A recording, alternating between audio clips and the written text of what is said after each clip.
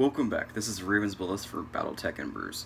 Right now, it's like super early in the morning, so I just ordered food from the Broken Yoke. I'm about to eat that in a second. I don't like to eat on streaming videos. So, and it's little early to be drinking. I will have a video up tomorrow with the next book I'm reading. I just finished that up and wrapped it up. But a lot of you were asking, what is Battletech? What are battle mechs? So Battletech takes place in the 31st century. Conventional warfare is done by these things called mechs, and the pilots are called mech warriors. They have enough firepower with one battle mech to level an entire city. The only thing another battle mech fears is another battle mech, basically. So these mechs contain anywhere from missiles, lasers, cannons, sometimes melee weapons. Melee weapons aren't too common in the Battletech universe. There's a few of them, like the Hatchet Man. That's my cat.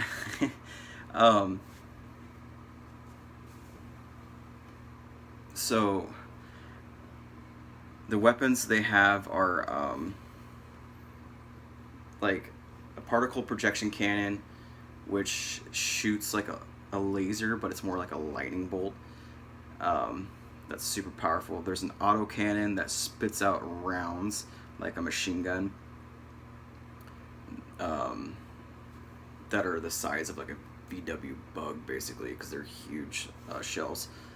Then you have the different types of missiles. There is the SRM, which is short range missile, MRM, which is medium range missile, and LRM, which is long range missile. Those are the type of missiles they have built on these. There is 3 types of classes in the basic classes in the Battletech universe. There is light, medium, and heavy mechs. Those are the basic mechs. There's also a 4th class called assault class, and these things are like freaking ridiculous. Light mechs being as they weigh in at 20 tons. Heavy mechs go up to like 100 tons. About right around the same thing with assault mechs. Assault mechs carry more firepower and armor than any of those three classes. So those are the 4 classes of mechs that they have. And so you have these guys like that work for these houses. The houses are like mini governments. They control a certain amount of worlds, and mech warriors do their bidding and fight it out of the other mech warriors. Mechs can only, like I said, be taken out by other mechs, but mech warriors do have one other fear, and it's an infantry unit. And the infantry units, why they fear these ones, they're in an exosuit. They can take apart a mech in minutes. Between like 4 of them, they can literally disable the, like, think Titanfall type stuff. My cat's getting here and everything, sorry about that. So they can literally take apart a suit in minutes, or your mech, and get inside there and kill the warrior, or take the warrior, or lock the warrior in there and shut it down from the inside out. So you have all that going against them. They do have like tanks, hovercraft, and aerospace fighters and stuff. But, like I said, they're not effective against battle mechs. The main focus are these battle mechs that can wipe a whole city. So, this all takes place in the inner sphere. Yes, Earth does exist in a certain way. Humanity is spread out amongst the stars with these different houses that are constantly warring. In the battle mech universe, there is constant war all the time. There is no break between the houses. The houses sometimes hire mercenaries The mercenaries, you know, work for extended period of time, contract-wise, and then once your contract up, they move on to the next one. So sometimes they may be fighting against the house that just hired them. It just so happens it's not against their contract. Once it expires, it's okay. Sometimes they fight against other mercenaries. They have planetary governments, militias. Usually those don't have many battle mechs in their arsenal. To deliver these battle mechs to each planet, they have a thing called a jump ship. Jump ships carry drop ships.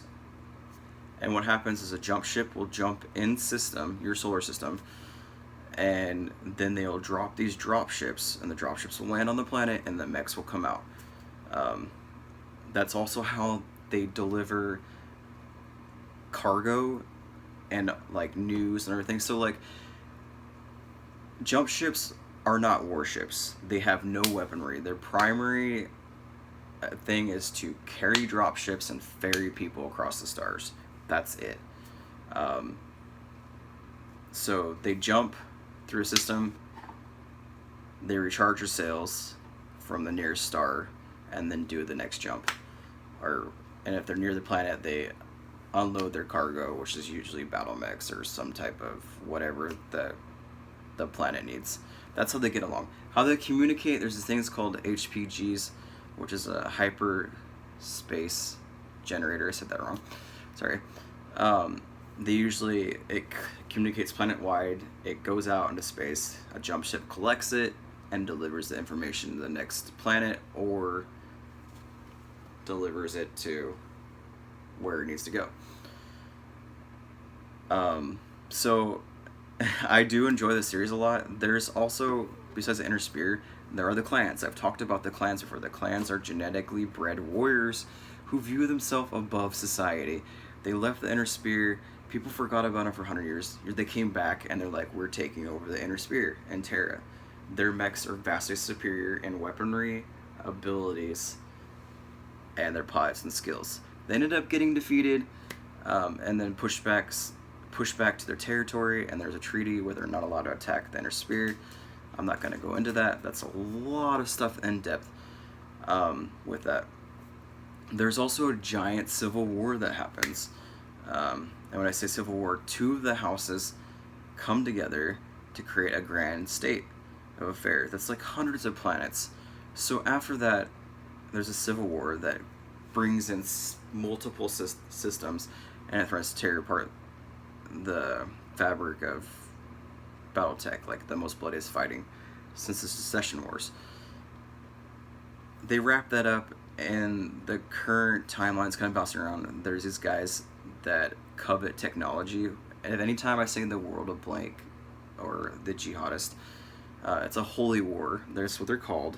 So they covet technology, and they believe that all the technology belongs to them, and so if you don't bow down to them, you are the enemy.